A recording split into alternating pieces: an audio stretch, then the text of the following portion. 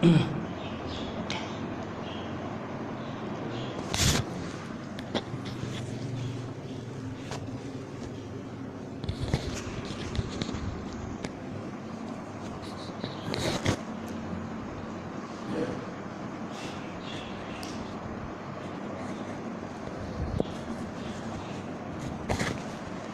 dalam.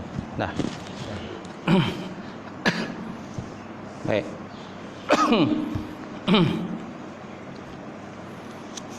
Assalamualaikum warahmatullahi taala wabarakatuh. Alhamdulillahi wahdah, sadaqa wa'dah, wa nasara 'abdah, wa 'azza jundahu, wa hazamal ahzaba wahdah. Asyhadu an la ilaha illallah wahdahu la syarikalah, wa asyhadu anna Muhammadan abduhu wa rasuluh. Allahumma salli wa sallim ala hadzal nabiyil karim wa ilal malaikatil muqarrabin wa ala alihi wa sahbihi ajmain. Amma ba'd. Fa inna sadaqal hadis kitabullah wa khairan hadi Muhammad sallallahu alaihi wasallam wa syarrul umuril muhdatsatuha wa kullu muhdatsatin bid'ah wa kullu bid'atin dhalalah wa kullu dhalalatin finnar. Qala Allah Subhanahu wa ta'ala fi kitabil azim ba'da auzubillahi minasyaitonir rajim wal 'asr innal insana lafi khusr illa allazina amanu wa 'amilus solihati wa tawassaw bil haqq wa tawassaw bis sabr. Sadaqallahul azim. Maksudnya demi masa sesungguhnya manusia itu semuanya berada di dalam kerugian kecuali orang-orang yang beriman dan mengerjakan amalan soleh serta berpesan-pesan dengan kebenaran dan pesan-pesan dengan kesabaran. Alhamdulillah, kita bersyukur Allah Ta'ala kita dapat sama pada pagi ini solat subuh berjemaah. Dan di kesempatan pada pagi ini insya-Allah kita melihat kan beberapa ayat Quran ataupun mungkin hadis-hadis Nabi SAW yang boleh kita kongsi bersama. Mudah-mudahan dengan adanya tazkirah ataupun kuliah pada pagi ini sebanyak akan dapat meningkatkan keimanan dan ketakwaan kita kepada Allah Subhanahu wa taala insya-Allah. Jadi pada pagi hari itu kita pagi semalam kita telah melihat tentang pembahagian hari raya. Jadi pada pagi ini insya-Allah kita lihat petikan daripada kata-kata Wahab bin Munabbih.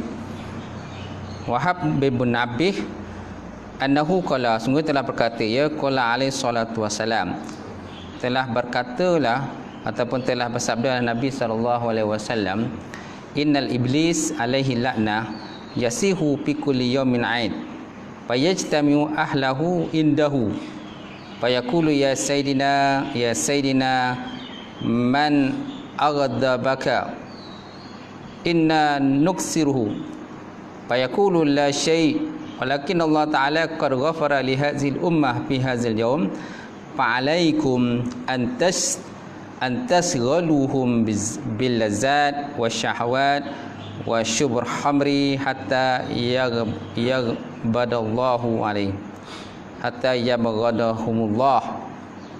Maksudnya sesungguhnya iblis laknatullah pada pagi hari raya dia telah berteriak ataupun bertempiklah. Pada pagi raya iblis laknatullah telah bertempik. Fayajtami'u ahlahu indahu, maka berhimpunlah dia punya kata tentera-tentera iblis lah. Tentera iblis ni sebenarnya banyak tentera dia. Walaupun hakikatnya iblis tu seorang atau satu je, tetapi dia punya tentera-tentera dia atau pengikut-pengikutnya sebenarnya ramai lah. Kan? Kerana dunia ni bayangkanlah, dunia ni banyak manusia yang perlu dia goda, perlu dia hasut dan sebagainya. Kemudian berkatalah dia punya tentera tadi ataupun pengikut-pengikut iblis, fayaquluna ya sayyidina, wahai penghulu kami, dia kata, dia panggil iblis tu penghulu lah ataupun ketua. Siapa yang marah akan engkau? Inna nuksiru, sesungguhnya kami akan menghancurkannya. Mengapa menyebabkan kau marah? Dia kata, apa yang menyebabkan kau marah ni iblis? Kami ini akan turut perintah engkau, kami nak hancurkan siapa yang marahkan kau tadi. Fayaqulu, maka berkatalah iblis, dia kata la syai', tak ada apa-apa, dia kata. Tak ada apa-apa sebenarnya. Walakin Allah Ta'ala qad ghafara li hazil ummah, dia kata. Sesungguhnya Allah Subhanahu Wa Ta'ala telah mengampunkan umat Muhammad fi hazal yaum, pada hari ini. Pada hari ini, pada hari raya itulah. Pada hari raya, mana kita kan telah melalui Ramadan, kan? Kita dah berada pada hari ini dah berapa Ramadan kan? 28 kita dah berada di 28 Ramadan, dan tidak berapa lama lagi kita akan Yaumul Aid, mana hari raya, kan? Ataupun Yaumul Faizin, hari-hari yang orang-orang yang kelepasan daripada api neraka. Jadi dia kata Allah Ta'ala telah mengampunkan akan dosa hazil umat. Ini umat mana umat baginda Rasulullah SAW lah. Hazal yang pada hari ini, fa'alaikum an tashghalu bil lazat, maka atas kamu tadi naklah kamu menghasut mereka supaya mereka itu berlazat-lazat. Bersonok-sonoklah. Wasyahawat dan cenderung kepada hawa nafsu dan syahwat mereka. Wasyabra khamri, dan juga minum arak. Hatta yabghadahumullah, sehingga Allah Ta'ala murka ataupun marah terhadap diri mereka lah. Itu kata iblis. Dia berkata pada bala tenteranya. Jadi sebabkan oleh umat Muhammad ni, dia telah dimendekarkan pada hari raya ni daripada azab mereka. Oleh itu fungsi dan juga tugas kamu ialah menghasut mereka supaya kembali melakukan dosa dan juga maksiat kepada Allah Subhanahu Wa Ta'ala. Antashghuluhum bil lazat, oleh itu naklah kamu hasut mereka supaya berlazat-lazat lah, bersonok-sonok lah di hari raya ni, sehingga ada yang lupa diri, kan? Sehingga contohnya kalau anak-anak kita bakar mercun tu, ada yang putus tangan, ada yang cedera muka dan sebagainya, ya. Itu juga kalau di hari raya ni macam-macam lah, kan? Pergaulan kadang-kadang tak jaga, mata pun kadang tak jaga, pergi rumah orang pun kadang-kadang dah jadi macam tuan rumah lah, sedangkan dia adalah tamu kepada rumah tersebut. Lala dia pula jadi tuan rumah kat rumah orang tu. Dan ada juga di kalangan manusia ni yang mengambil kesempatan mencuri pun ada. Disebabkan oleh tuan rumah tu tak ada balik kampung, maka dia pergi pecah rumah orang tadi. Ini siapa punya kerja tu? Iblis punya kerja lah. Di samping itu dengan hawa nafsu dan sebagainya. Sehingga dengan sonok kadang-kadang makan dari raya dengan makanan-makanan yang lazat dan sebagainya. Maklumlah, kita kalau boleh hari raya ni masing-masing kadang-kadang nak qada balik lah. Qada balik dia punya makanan yang telah pun tertinggal di bulan Ramadan ni. Kan, apa makanan tertinggal di bulan Ramadan? Banyak makanan yang tertinggal lah, tak dapat nak makan lah. Maklumlah kedai semua tutup. Tak ada kedai yang buka kecuali kedai Cina lah, kedai yang non-Muslim. Tapi kedai Melayu boleh katakan semua tutup, tak ada yang buka, kan? Kalau buka kan mau kasih datang lah. Ni apa hal dia buka tu tengah siang ni, kan? Ni nak bagi makan siapa ni? Silap-silap orang kata kena tangkap, kan? Kena dakwa di mahkamah kerana beroperasi di bulan Ramadan di siang hari tu, tak? Lainlah bazar Ramadan tu, lainlah, kan? Oleh itu naklah jangan kita berlebih-lebih lah, berlebih-lebih pada bulan Ramadan ini. Nabi SAW bersabda, dia kata, la yabda'ul abdu minal muttaqin hatta yada'a ma la bihi ba'sa hazaran mimma bihi ba'sa. Maksudnya tidak sampai seorang itu kepada tingkatan orang yang bertakwa sehingga dia meninggalkan suatu benda yang boleh, takut terjerumus kepada benda yang tidak boleh. La yabdugul abdu minal muttaqin, seorang itu tidak sampai pada tingkatan orang bertakwa sehingga dia meninggalkan suatu benda yang boleh, takut terjerumus kepada benda yang tidak boleh, benda yang haram. Maksudnya apabila sesuatu tu bercampur lah, kalau sebut ulama dia kata, apabila sesuatu tu bercampur antara benda halal dan haram dan sebagainya, maka sebaik-baiknya kalau boleh kita tinggalkanlah benda tu. Walaupun mungkin daripada sudut pandangan kita mungkin benda tu boleh, benda tu harus dan sebagainya. Tetapi sebabkan kita nak orang kata ikhtiyat ataupun hazran, mazran ni mana berjaga-jaga, berwaspada dan sebagainya, takut kita terjerumus benda-benda yang diharamkan oleh Allah Subhanahu Wa Taala, maka kita tinggalkan benda tu. Itu juga dalam bab makan. Dalam bab makan ni pun orang kata, Nabi kata jangan kamu memenuhkan makanan perut kamu itu dengan makanan-makanan yang halal. Maksudnya jangan memenuhkan, jangan melampaui lah. Jangan melampaui dalam memenuhkan. Walaupun benda tu halal pun, boleh pun. Tapi sebabkan oleh kita memenuhkan perut kita dengan makanan-makanan itu, akhirnya mungkin di sini ada yang kena heart attack pun ada. Kan, serangan jantung kan. Maklumlah sebelum ni lemang tak jumpa. Kan, lemang tak jumpa. Tiba-tiba jumpa pula lemang masa tu. Ataupun sebelum ni tak jumpa sati, tiba-tiba ada sati pula raya. Kan, maka dia hentam, dia pulun semacam je sati tu kan. Dia je seorang nak pulun. Jadi akhirnya kena serangan jantung. Kan, ataupun darah tinggi dan sebagainya, akhirnya kolap, tumbang dan sebagainya. Macam saya cerita malam tadi lah. Kan, sakaratul maut. Ada di kalangan kita kadang-kadang tak jangka tengah makan belum mati pun boleh. Tengah bermain bola mati tak? Tengah orang kata baca berita, live berita, tiba-tiba meninggal dunia. Tu yang kita takut tu. Itu sebabnya kita naklah berhati-hati. Kalau dilihat dalam fiqh tuan-tuan, kan, ulama Syafi'i menyatakan hukum di atas sesuatu, hukum asal di atas sesuatu tu hukumnya adalah boleh. Kan, selama tidak ada dalil menunjukkan bahawanya haram. Sesuatu hukum, suatu benda yang dalam bab dunia ni disebut oleh ulama fiqh, dia kata dalam mazhab Syafi'i lah, hukum atas sesuatu tu bendanya boleh selama mana belum ada dalil menyatakan dia haram. Kalau ada datang dalil menyatakan haram, sama ada Quran ataupun hadis menyatakan haram, maka jatuhlah haram. Berbeza dengan pandangan daripada Imam Malik ataupun kaedah yang disebut oleh Imam Malik, di mana Imam Malik menyatakan bahawa hukum di atas sesuatu itu adalah haram selama mana belum ada satu benda yang menyatakan tentang benda itu halal. Sebelum mana ada satu dalil ataupun hujah menyatakan benda itu adalah halal. Nampak tak? Jadi berbeza pandangan di antara Imam Malik dan juga Imam Syafi'i rahimahullahu taala. Kan, walaupun disebut segi zahiriat yang macam ada perbezaan pandangan lah, tapi sebenarnya tak ada pun pandangan dia. Tak ada pun beza pandangan itu sebenarnya. Cuma peringkasan ni lah, kita dalam mazhab Syafi'i, hukum satu benda tu adalah boleh. Benda ni boleh. Hukum asal dia begitu. Selama mana belum ada menyatakan dia haram. Oh, zina haram. Ada dalil menyatakan zina tu haram. Okey, berjudi itu haram. Dia menyatakan benda tu, judi itu adalah haram. Bertenung nasib. Kan, bertenung nasib. Kan? Mana orang kata menilik nasib lah. Sila kita menilik nasib ini adalah hukumnya haram. Okay. Binatang-binatang yang dimakan, binatang-binatang yang dimakan bukan yang disembelih bukan secara syarak. Disembelih bukan secara syarak, hukumnya adalah haramlah dimakan. Kan, selagi mana tidak disembelih secara syarak.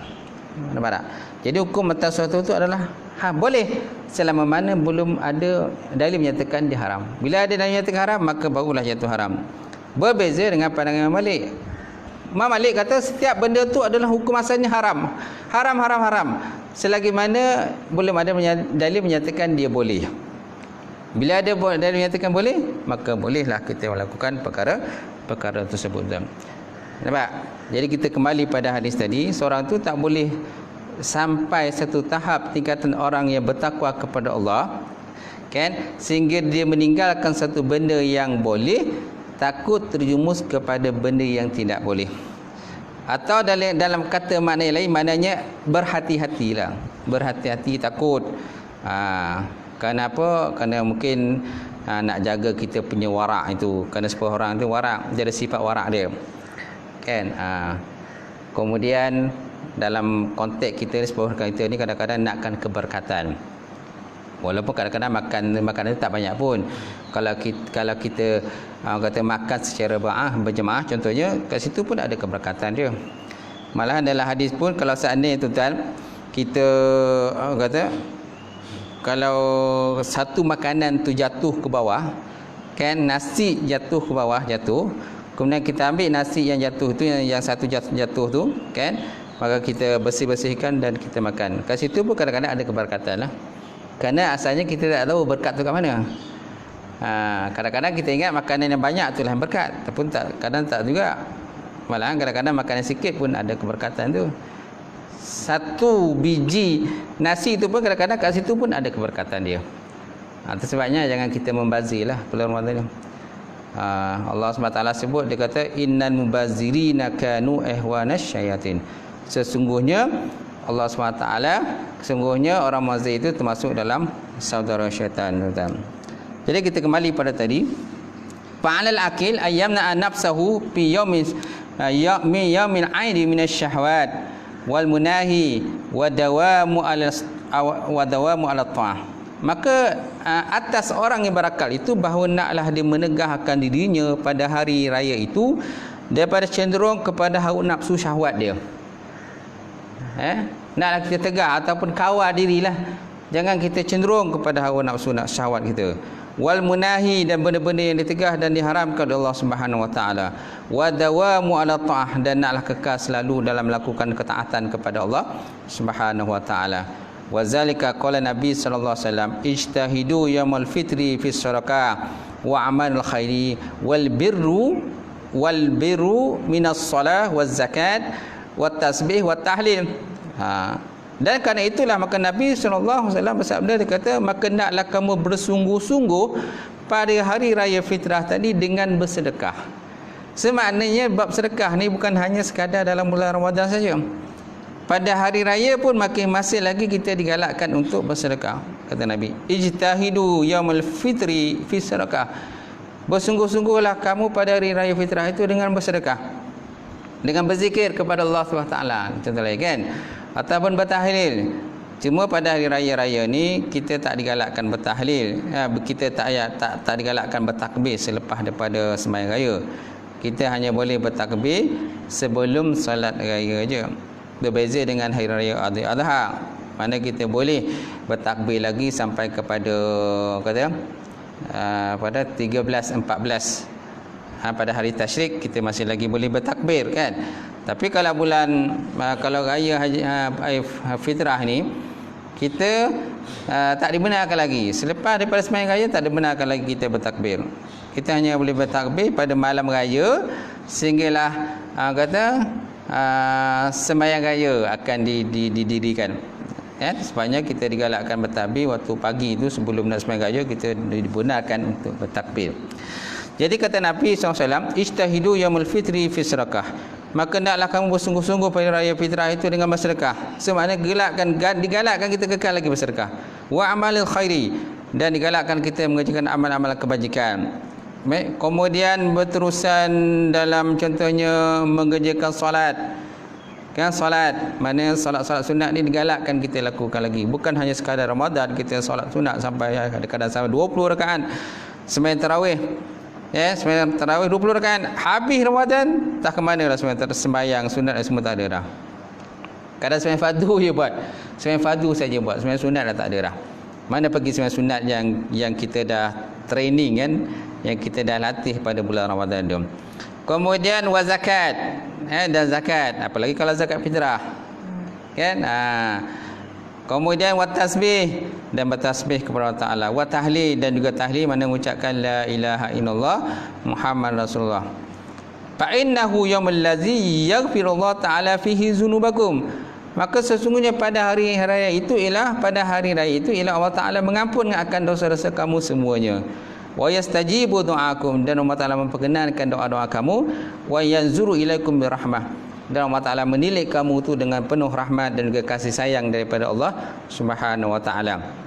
Jadi pada hari yang Maulid, hari raya ialah hari kemerdekaan kita, hari kesukaan. Cuma jangan kita campur adukkan kesukaan itu dengan benda-benda yang diharamkan oleh Allah Subhanahu wa taala.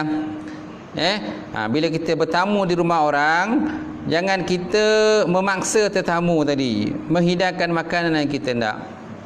Kan, aku nak ni lah, aku ni, jadi kau nak sediakan. Kau tak sediakan dan malih pergi mangkau kan. Jadi memaksa orang tak boleh lah. Memaksa orang. Walaupun adab orang jadi tuan rumah itu ialah melayan tetamu. Tak? Nabi SAW bersabda, dia kata, man kana yu'minu billahi yaumil akhir fayukrim dhaifahu. Barang siapa yang beriman kepada Allah Taala dan hari akhirat, maka naklah dia memuliakan tetamunya. Tetapi dalam konteks kita ziarah rumah orang, bertamu di rumah orang, sebenarnya kita kena jaga juga adab bertamu di rumah orang. Anak kita tu jangan matanya melilau macam tu je. Kita juga jangan mata kita melilau sana, melilau sini dan sebagainya.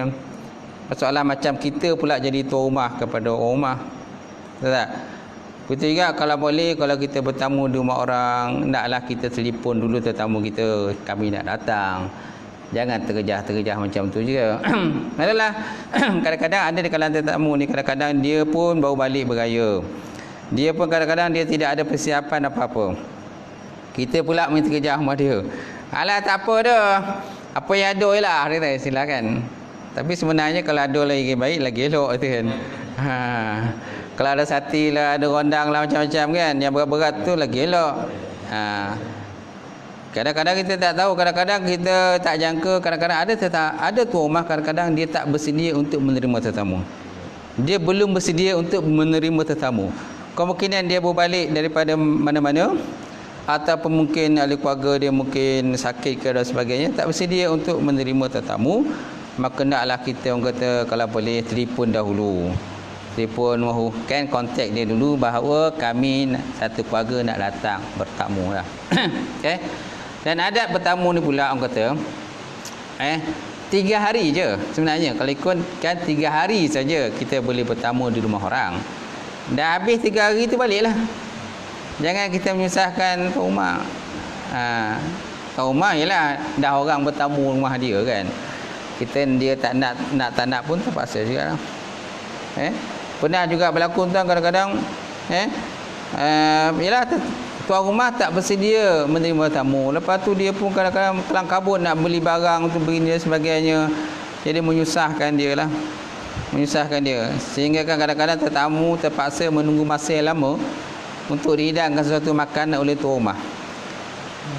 Kerana datang terkejut macam tu dia datang.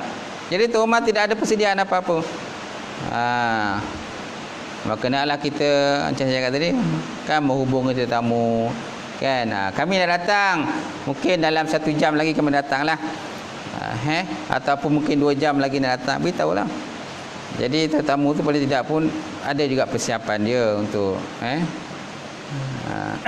kemudian pada hari raya ni juga, orang kata kan, galakkan kita, orang kata anak-anak kita ni membantulah. Macam anak perempuan kita kan, bila kita bertamu di rumah orang-orang, anak-anak perempuan kita digalakkan pergi ke dapur kan. Janganlah orang kata bila dah makan tu tinggal macam tu je. Biarlah tuan rumah tu membersihkan dia punya pinggan mangkuk di semua, barulah kita balik. Macam tu. Jangan kita dah makan, pinggan tinggal macam tu, kemudian kita tutup balik. Minta maaf lah, kita orang nak balik ni, ada rumah lain nak pergi lagi. Ada orang tamu ni, biarlah tuan rumah tu dah bersihkan pinggan-pinggan tu semua, barulah kita balik. Macam anak kita yang anak dara ni, jangan hanya biarkan dia suruh duduk je tu je. Kan? Suruh dia tolong basuh pinggan. Angah, halung kan, kita nak makan sama-sama ni, pergilah tolong tuan rumah nak pergi basuh pinggan. Tapi kalau tuan rumah kata tak payah, tu lainlah. Kadang-kadang tuan rumah mungkin dia seorang aja, dia seorang je di rumah. Mungkin dia tak mampu nak basuh pinggan yang banyak. Kita pula datang satu terak datang, satu bas datang, punyalah ramai, sehingga memberatkan tuan rumah. Jadi bagi anak-anak kita yang kita ada anak dara ni kan, galakkan dia itu membantu tuan rumah basuh pinggan, bersihkan pinggan dan sebagainya kan. Lepas tu dah selesai tu semua, barulah kita berangkat balik. Pulanglah ataupun nak pergilah tempat mana-mana dan sebagainya. Itu antara adab kita lah. Kalau kita lebih pada 3 hari, maka dikira sedekah. Mana tu rumah tu dianggap sebagai sedekah lah. Tapi kalau seandainya, kalau ikut pada hadis Nabi itu, kita adab bertamu ni 3 hari je. So mana kalau 3 hari itu sebenarnya wajib tuan rumah tadi menyediakan juadah dan sebagainya, makanan dan sebagainya. Tapi paling tidak pun hari raya kadang-kadang kita tak sampai 3 hari pun. Cuma kadang-kadang kalau kita pergi tempat yang jauh kan, makan masa yang jauh, kemungkinan 3 hari kan, kita tetamu pula suruh tidur di rumah dia dan sebagainya kan, ada masanya berlaku begitu. Apalagi kadang-kadang kita mungkin adik-beradik kita kan, tuan rumah adalah adik-beradik kita sendiri. Takkanlah kita nak pergi hanya sekejap saja. Kemungkinan ada masanya mungkin kita tidur pula di rumah dia kan. Bila tidur rumah dia, kena juga adab tidur di rumah adik-beradik kita. Kerana dia pun ada keluarga juga, kita pun ada keluarga juga. Lainlah kalau adik-beradik kita tu mungkin dia tak ada keluarga, dia seorang aja. Dia seorang kan. Tapi biasanya kalau dah ada rumah tu biasanya ada keluarga. Bila ada keluarga, kena jaga adab kita. Anak-anak kita kena ada jaga dia, ada jaga adab dia. Jangan orang kata usik barang sana, usik barang sini. Kan? Mengangai sana, mengangai sini. Malahan ada kadang-kadang ada yang menggalakkan pula anak dia mengangai. Dah tahu rumah orang, tak apa, ambil je, dia kata, pakai je. Dia pula yang menyuruh anak dia pergi ambil. Sedangkan tu rumah nyoling macam tu je. Kan, nyoling kan. Ini tak boleh, parahlah rumah aku ni, kata. Tuan-tuan. Baik. Kemudian kita sambung sikit lagi. Ni ada satu kisah, tuan-tuan. Hikayat daripada Anas bin Malik radhiyallahu ta'ala anhu dari Nabi sallallahu alaihi wasallam annahu kharaja li salatil Aid wasibyan yal'abuna wa fihim sabiyyun jalisun fi maqabilatihim wa alaihim siyabun bazlah wa hiya baki. Sesungguhnya satu hari tuan-tuan Nabi SAW keluar untuk mendirikan solat Aid, solat hari raya. Kemudian wasibyan yang abu, pada masa itu terdapat kanak-kanak tengah bermain-main. Wa fihim sabiyyun jalis fi maqabilim, dan di depan kanak-kanak tengah bermain-main tadi terdapat seorang kanak-kanak lain yang duduk saja memperhatikan kawan tadi bermain. Wa alaihi siyabun bazlah ataupun buzlah, dan budak tadi tuan-tuan, budak yang laki-laki yang duduk perhatikan kawan yang main tadi, dia berpakaian dalam pakaian buruk je. Pakaian yang buruk. Kan, tak macam kanak-kanak tadi yang berpakai-pakai baru dan sebagainya. Wahwa yabki, dan yang budak tadi kemudian dia seorang tadi kan yang memperhatikan kawan tadi, dia yabki, menangis kan, melihatkan kepada kawan-kawannya yang tengah bermain. Faqala Nabi sallallahu alaihi wasallam, maka Nabi sallallahu pun bersabda, ya ayuhas sabi malaka tabki, wahai anak, dia kata, wahai anak, wahai budak, wahai budak kecil, kenapa engkau menangis? Mayabki fala tab'ab malahum, kenapa engkau tak main bersama-sama dengan mereka? Falam ya'rafu as-sabi, sedangkan budak tadi tak kenal itu siapa. Sebenarnya itu Nabi, dia tak kenal itu siapa. Yang menegur tadilah, yang negur dia, kenapa engkau menangis, kenapa engkau tak bermain dengan kawan kau, kenapa kau duduk diam. Faqala lahu ayyuhar rajul mata abi baina yaday Rasulullah sallallahu alaihi wasallam fi ghuzatil kaza wa tazawwajat ummi wa akalat amwali wa akhrajni zawjaha min baiti. Dia kata, wahai lelaki, dia kata Nabi itu lelaki, wahai lelaki, dia kata, telah matilah ayah aku ketika mereka mengikuti satu peperangan bersama dengan Rasulullah sallallahu alaihi wasallam. Kemudian apabila ayah aku dah mati syahid dalam peperangan, maka ibuku pula telah berkahwin dengan perempuan lain, kepada lelaki lain. Wa akalat amwali, dan dia telah makan harta aku. Mana harta anak yatim tu dah dimakan oleh ibu dia lah. Ibu dia ambil semua harta dia, dibawa dan berkahwin dengan lelaki lain. Ayah dia dah meninggal lah. Kemudian wa akhrijni zaujaha min baiti, kemudian telah mengeluarkan oleh suaminya daripada rumahku. Mana ayah tiri tadi lah. Jadi ibu dia kahwin dengan lelaki lain, kemudian ayah tiri tadi menghalau dia daripada rumah dia lah. Yang sepatutnya rumah tu milik dia, hasil daripada ayah dia lah. Ayah dia meninggal. Laisa li ta'am wala syarab wala siap wala bait, tiada bagiku lagi pada masa sekarang ini, aku tak ada makanan ya Rasul, ya lelaki. Dia tak kenal tu Rasulullah. Aku tak ada makanan sekarang ni, wala syarab, dan aku tak ada minuman, wala siap, dan aku pun tak ada pakaian, wala bait, dan aku pun tak ada rumah. Falamma nazarat yaum fi ilyasbiyan zawal aba akhazani musibah abi falizalika abki. Dan tak kala pada hari ini aku lihat anak-anak semuanya kata ketawa-ketawa, gembira-gembira. Mereka mempunyai bapa, mereka mempunyai ibu dan bapa, sedangkan aku tak ada apa-apa. Telah berlaku musibah pada diriku, kata anak tadi. Falizalika abki, kerana itulah maka aku menangis. Aku menangis mengenangkan akan diri aku dalam keadaan yatim. Walaupun dia tak yatim piatu, masih ada ibu, tapi ibu dia ni dah tak pedulikan dia. Kan? Hasil pada hasutan daripada bapa tiri, kan? Mungkinlah kita tak tahu hakikat sebenar, tak tahu. Kita sebenarnya tak tahu, tapi itulah yang dicerita oleh kanak-kanak tadi dalam kitab ini. Maka dia pun sedih dan pakaian tak berganti, dengan pakaian dia kotor, dengan pakaian dia buruk dan sebagainya. Itu sebabnya dia menangislah. Kemudian fa'ahazahu Rasulullah SAW biadih, maka Nabi SAW pun ambil tangan dia. Ambil tangan dia, pegang tangan dia, kan? Faqala lahu ya sabi hartadahu ayyakuna abi. Dia kata, wahai kanak, wahai budak, adakah engkau redha aku ni jadi bapa kepada engkau? Rasulullah. Wa Aisyah umman, dan Siti Aisyah itu sebagai ibu kamu. Wa Ali amman, dan Ali itu sebagai pakcik engkau. Wal Hasan wa Husain akhwaini, dan Hasan Husain itu adalah sebagai saudara engkau. Hasan Husain itu sebagai saudara engkau.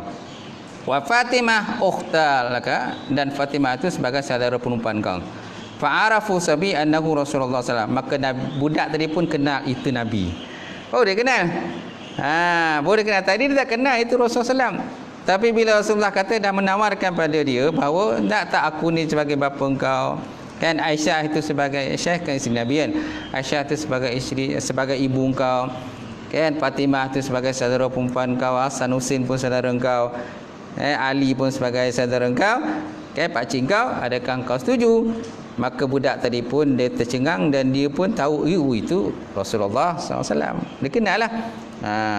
Faqala lima lam tarda ya Rasulullah, wahai Rasulullah, dia kata, kenapa aku tak redha? Aku memanglah suka kalau macam tu ya Rasulullah. Fahalat Nabi SAW, kan? Fahamalalhu an-Nabi SAW ila manzilihi wa albasahu asyab.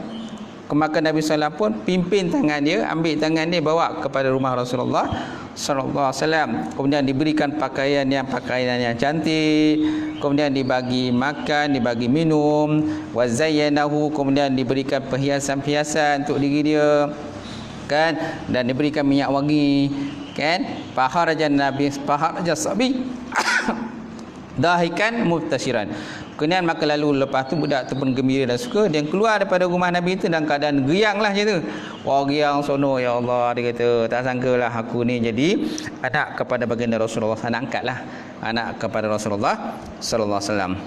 Falamma ra'u sibyan qalu lahu kunta qabla hazal anta bagi fama balaka sirtu al'an masruran. Kemudian tak kala itu, bila dia keluar daripada rumah Nabi dalam keadaan suka, maka anak-anak yang lain pun tertanya-tanya lah. Dia tanya-tanya, oi, dia kata, kenapa kalau sebelum ni kami lihat engkau ni menangis sedih, sekarang ni kami lihat engkau dah gembira dah, bina, kan? Sono, kan? Faqala kuntu jayan fasyubiat wa kuntu arian falabisat.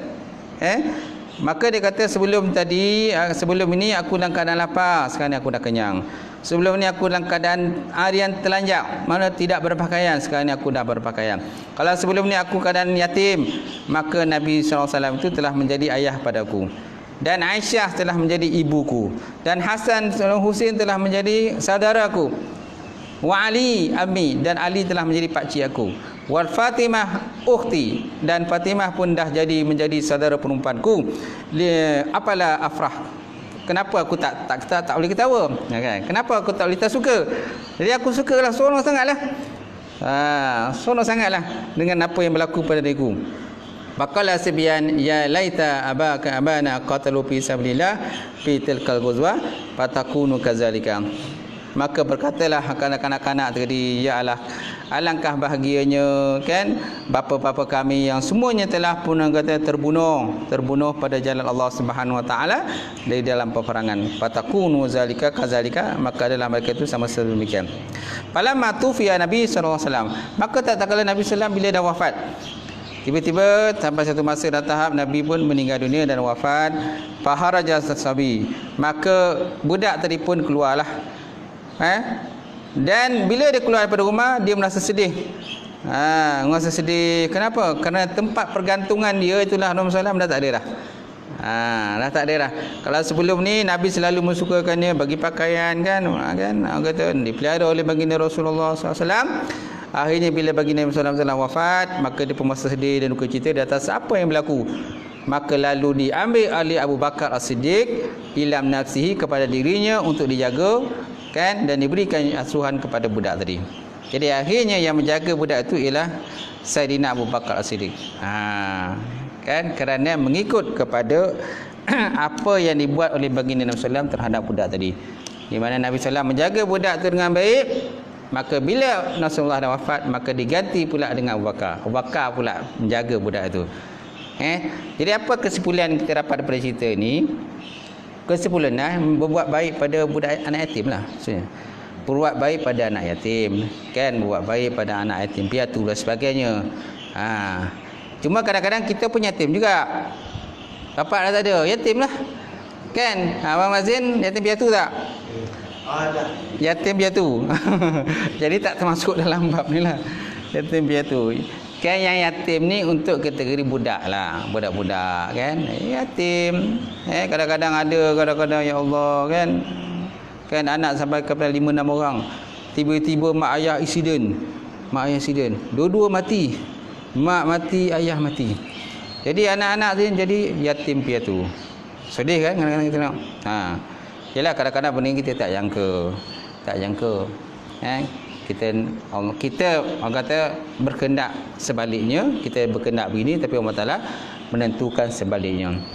Bagi orang yang masih hidup pula, kita tahu dia nak yatim, maka naklah kita buat baik pada yatim kan, bagikan didikan, bagikan pelajaran. Kalau ada kemampu contohnya taja dia kan sampai dia belajar tahap tinggi dan sebagainya kan, bagi sponsor kan, masukkan sekolah tahfiz, sekurang-kurangnya ke situ pun kita mendapat pahala lah. Kalau anak tadi menjadilah, maka kita pun topang sonok kita. Kalau anak yatim yang kita jaga daripada itu, berjayalah dalam kehidupan dia. Masalah dia kan, kita ni bukan bapa yang asal tu masalah lain lah. Masalah lain. Memang dia dah takdirkan yatim. Siapa yang nak jadi yatim piatu? Tak ada dah. Kalau balik semua nak ada mak dan ayah kan. Sampailah dia dewasa, dah bekerja sampai berkahwin. Macam saya masih ada mak, ayah dah tak ada dah, meninggal. Mungkin kalau tuan-tuan ni mungkin masih ada mak, masih ayah. Kadang-kadang ada yang dah tak ada lagi kan. Kalau mak ayah kita dah tak ada, adakah kita tak boleh buat kebaikan untuk dia? Masih lagi boleh.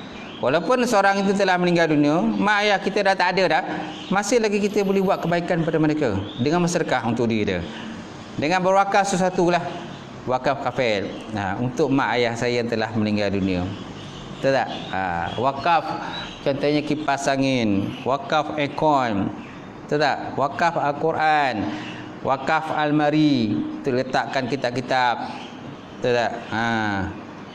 Okey. Itulah masalah kadang-kadang kita dah wakaf, orang lain pula kobeh pula, orang curi pula. Kita dah wakafkan kat surau masjid, orang pula kobeh pula, ada pula dongki pula gitu kan. Dia kobeh pula buat lagi. Ni salah satu benda yang sedih jugalah apa yang berlaku. Jadi kalau kita kembali pada cerita tadi, maknanya sebenarnya jalan-jalan kebaikan ni sangat luas jalan kebaikan ni. Macam-macam cara tuan-tuan kita boleh buat kebajikan. Kebajikan ni bukan hanya sekadar kita solat, sembahyang dan sebagainya, bukan bersedekah saja, banyak lagi benda kebaikan yang boleh kita buat. Janji niat kita untuk buat kebaikan dan bukan niat untuk kita dipuji oleh orang.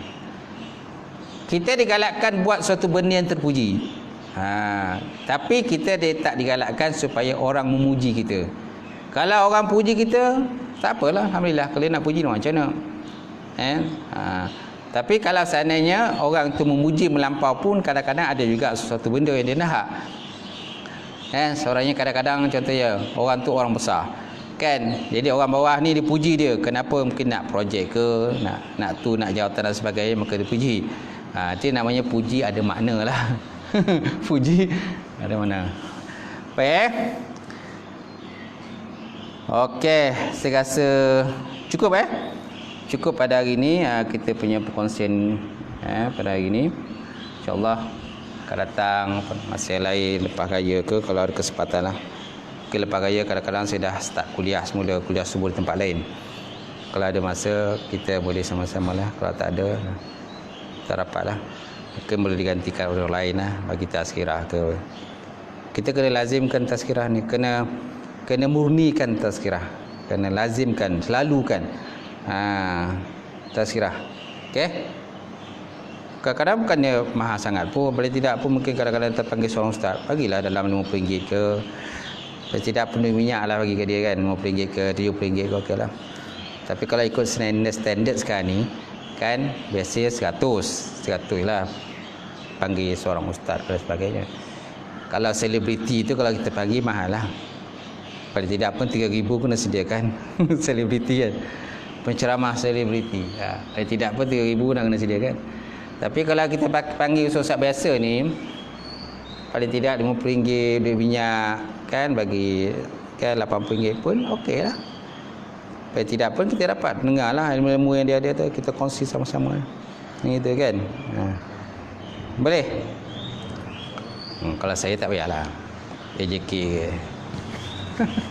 Okey, InsyaAllah cukup sekadar tu perkongsian kita. Mudah-mudahan apa yang kita kongsi bersama pada pagi ni InsyaAllah sebanyak akan mengingatkan kita mana-mana yang terlupa terlalai InsyaAllah.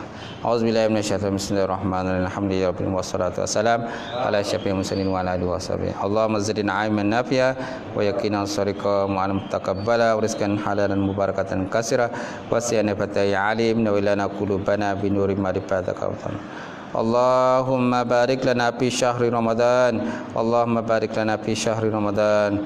Allahumma barik lana fi syahri Ramadan.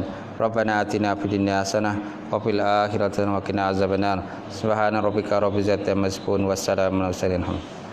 Taqabbalallahu minkum minna wa minkum taqabbal ya karim.